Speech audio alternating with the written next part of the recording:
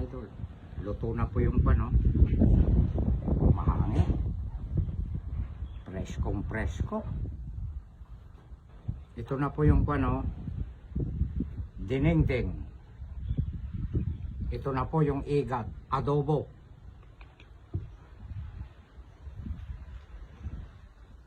Kahit po tayo mga idol, may t-shirt tayo ng saba.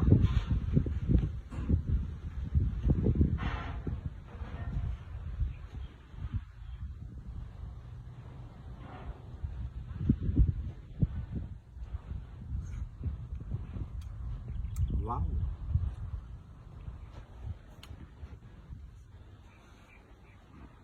Nilagyan ko ng talab.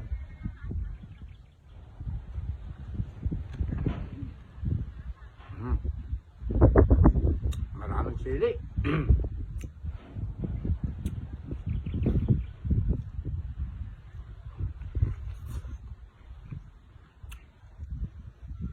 Merong nag-comment, hindi ko raw binayaran ng 500. Hindi kita pipilitin.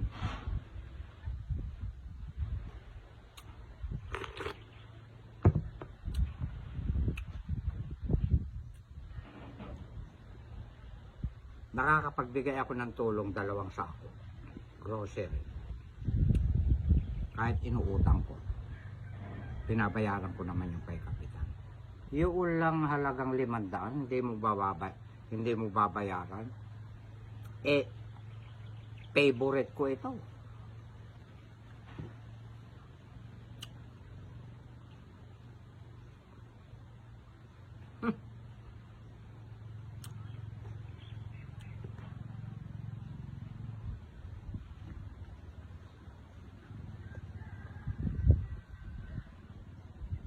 May isa pa. Bago raw ako sumubo, magdasal muna. Hindi ako nagdadasal. Nananalangin ako.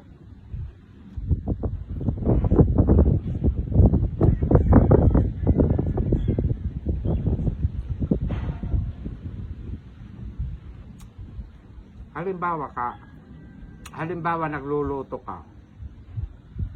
Ito tatandaan mo pagkatitikim ka ba nagdadasal ka pa? O kaya kahit kakain ka ng prutas, nagdadasal ka. Iba yung kaharap mo na nakatulad nito, kaharap mo ng grasya, nakasetting na. Mananalangin muna ako bago ko i-play. Napakakuan mo pala, no? Pati pala pagtikim nagdadasal ka. O di, thank you.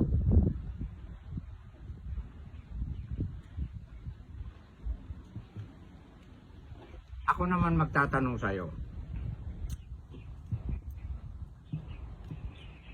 Bago ka ba matulog nagdadasal ka? Hanggang sa paggising mo? Kung nagagawa mo yon, malaking pasasalamat ko. Kung nagagawa mo yun,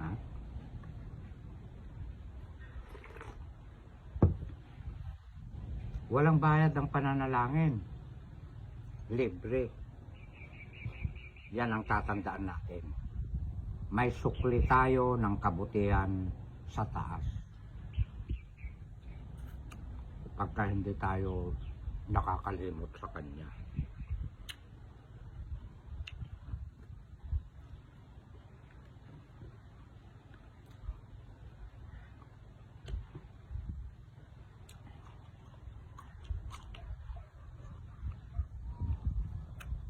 Understand? Pasensya po, hindi ko po ako nakakuha ng beta at saka yung ampalaya. First time kong kumain sa ganun. Kagabi, kaya naiinosente ako. Nagulat pa nga ako nung paandarin na likwan Bro Jonas.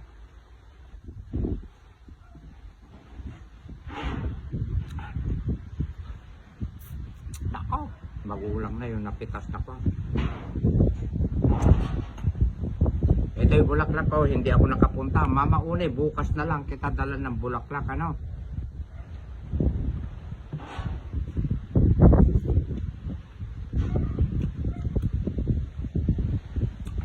Hindi ganong manghang ito eh.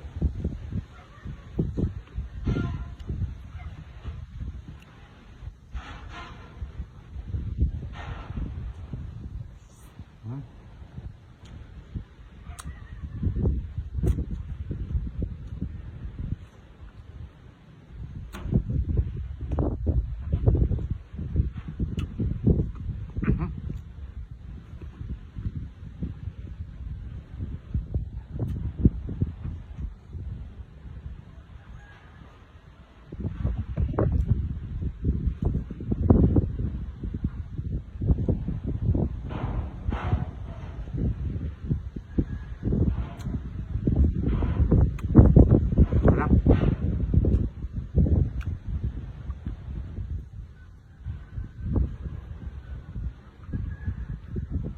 Nung nasa Cavite ako, patok ba ang tawag doon eh, yung may sima. Naghuhukay ako ng bulate. Pinapain ko. Dami kong nahuhuli. Lalaki.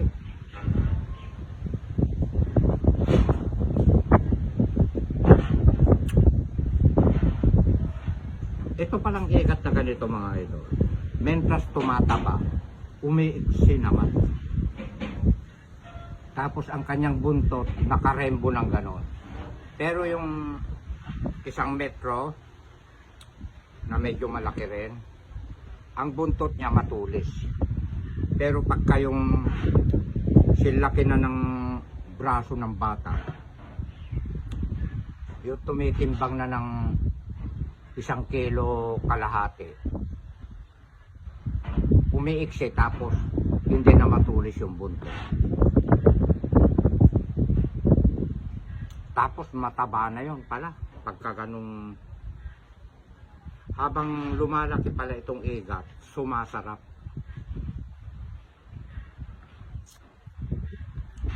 Hindi katulad nung dalag, habang lumalaki hindi na masasarap eh yung malalaki.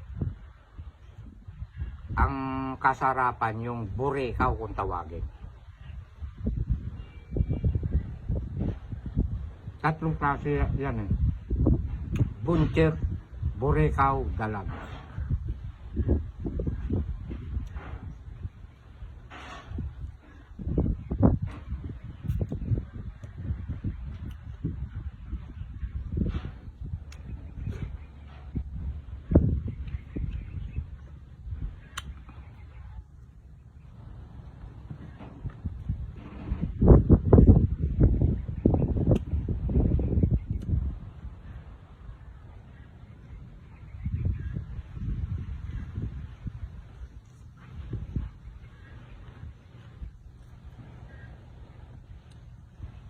Nako.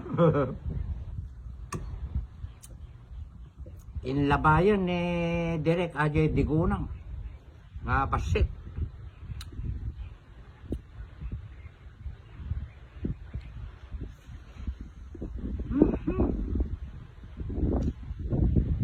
Walang kalansa-lansa.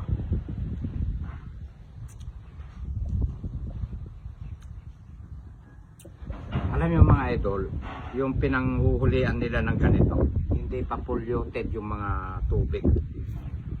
Sa Cavite, marami ng subdivision. Nag-aamoy na yung ikat doon. Nag-aamoy shampoo, sabon.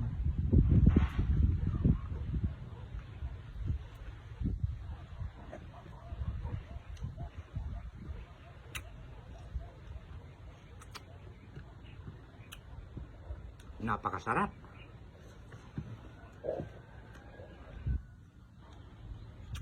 Bunga ng malunggay ko to.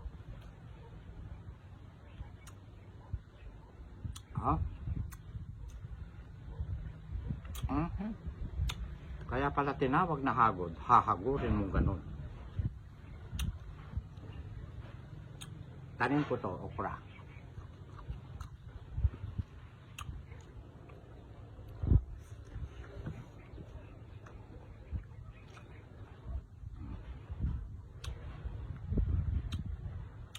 Maliliit yung iba.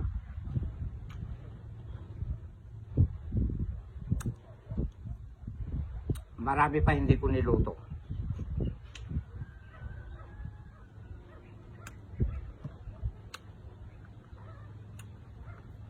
Bukas ko lang naman yun iluluto.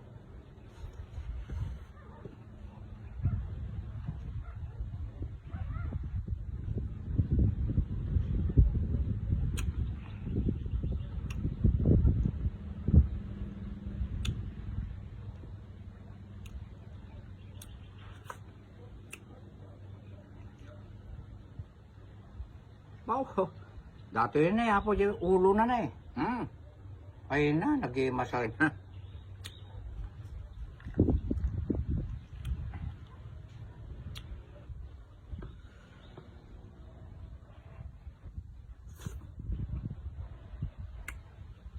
Kung ito masakit makakagat.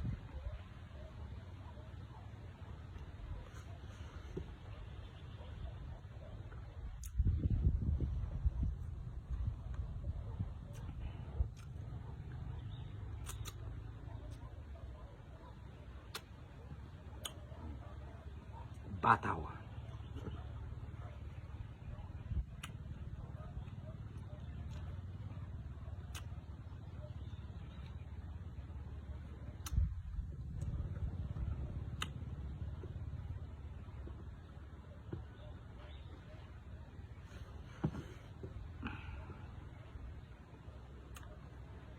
Sarap po.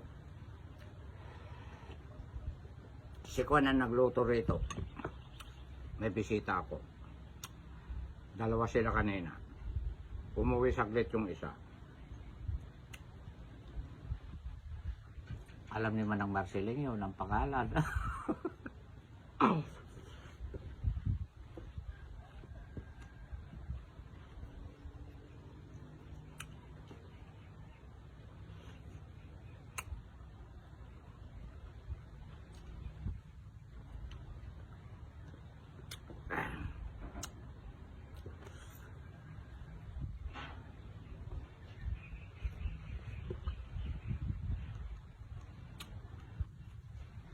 Shout out din po sa dalawang mag-asawa na tiga-Seattle ba yun o Patala, na nakilala nila ako doon sa mismo sa harapan nila Kapitan Norman Takbianan. Tuwa-tuwa po silang mag-asawa. Sabi nila, papasyal daw ako sa kanila. Ibibidyo ko raw yung kanilang resort doon. Libre raw ako sa tilapia. Kaya pala dahan-dahan yung si Mrs. Nisser. Tinititigan akong ganon. Nakikilala niya yung sombrero ko eh. Kayo po ba si Direk? Opo ma'am. Tuwa-tuwa eh. Thank you ma'am, sir.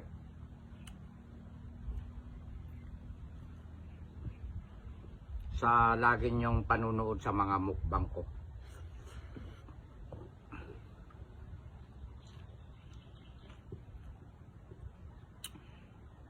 May nagpo-post pa na letter B yung mga videos ko.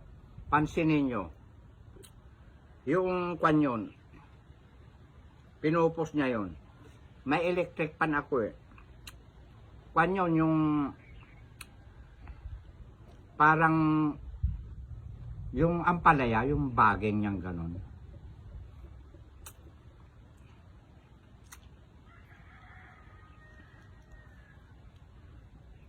Ewan ko kung ano ang motibo niya ron. Kung ano iniisip niya doon.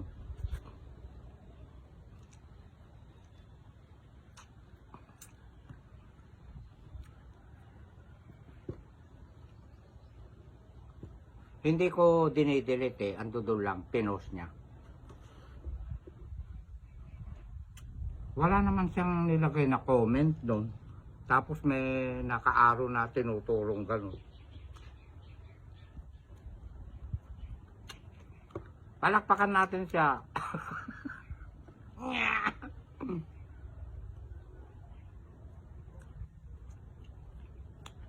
Kumukuluban dugo mo sa akin.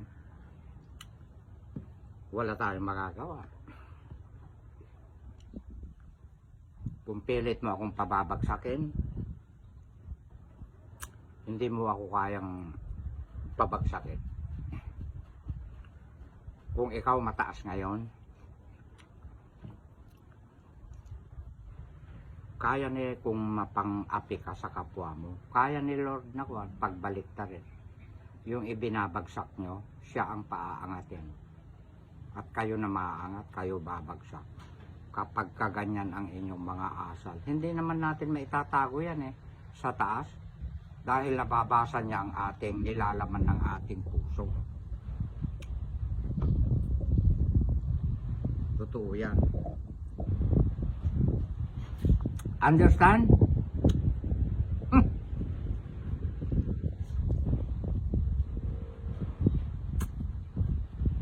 Just how you feel.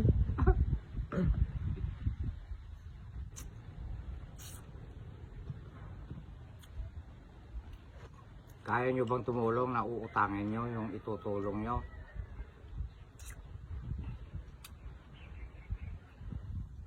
Yung nga lang iba nga kapag kang isang tao nangungutang ng bigas at walang maisasain, kahit meron sasabihin wala.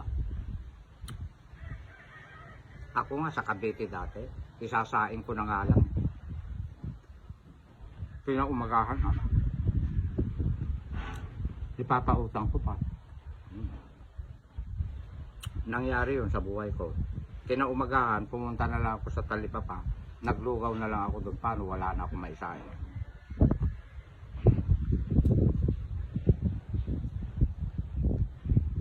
Kaya nga ba yun, mga letter?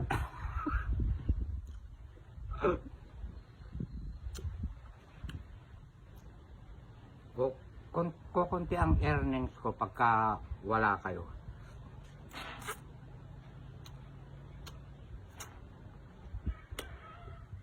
May nagko-comment pa pasok mga letter B.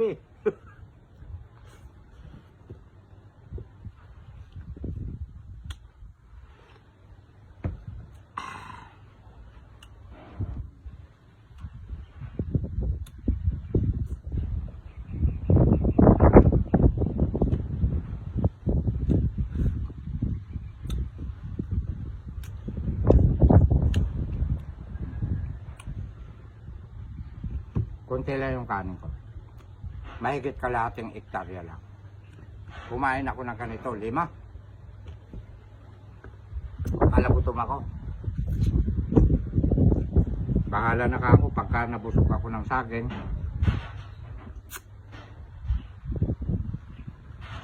Kunti lang ang sasandukin ko.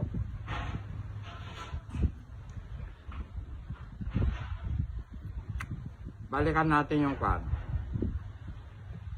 Nag-comment na tinikman ko na raw. Tikim lang yun.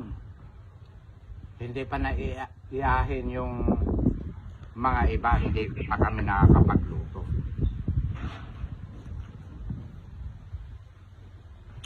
Napakabanal mo pala. Pati pala pagtikim mag-uutos ka na manalangin.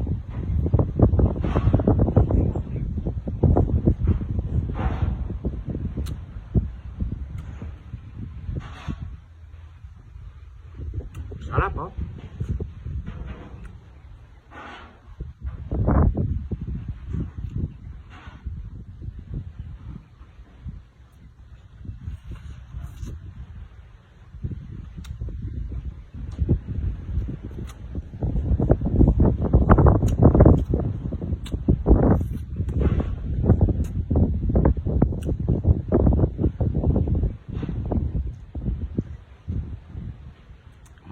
napakalambot.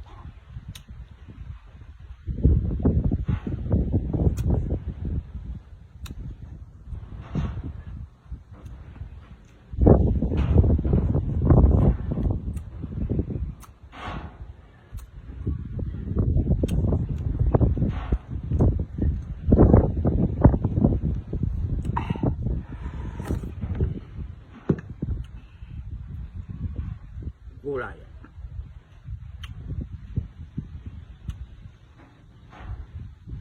Bata.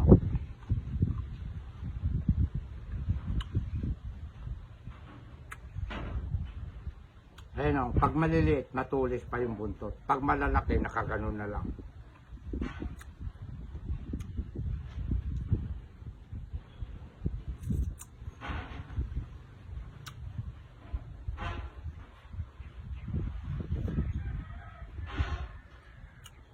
Maraming nagsasabi na kwan, pampael din daw itong igat.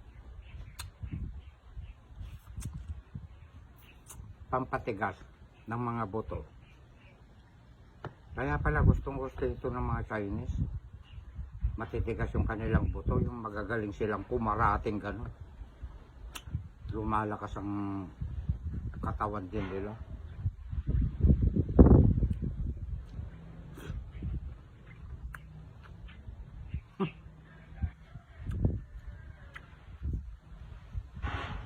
Yung gustong magkwan dyan,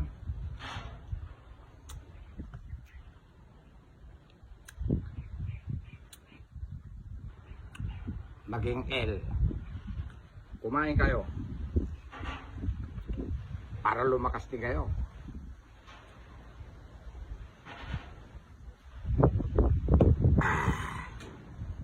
Dekadong natira.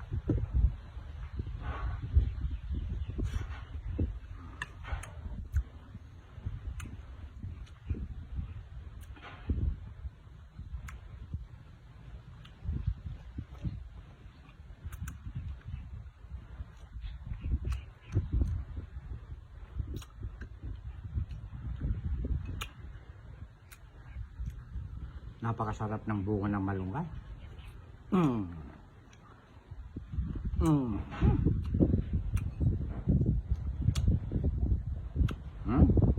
Murang-mura.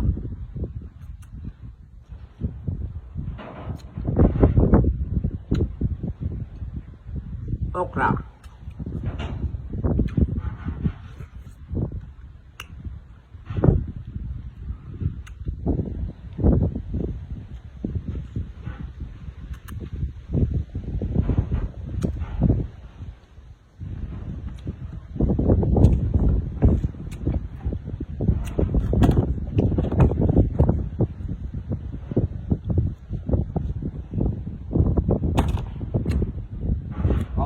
May t-shirt mangga.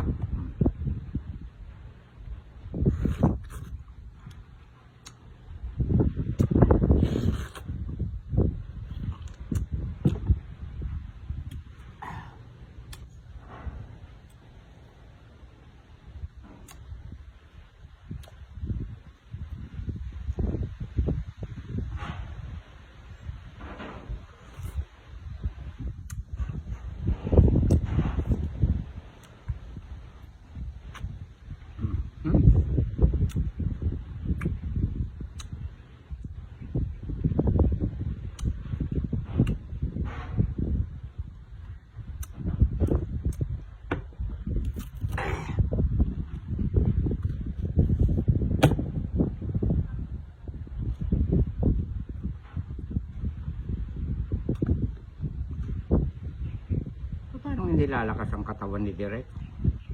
Masusustansya ang kanyang kinakain. Nagbubunot-bunot, nag-aasa-asaro dyan, nagpapa-araw. Yan ang vitamins ko.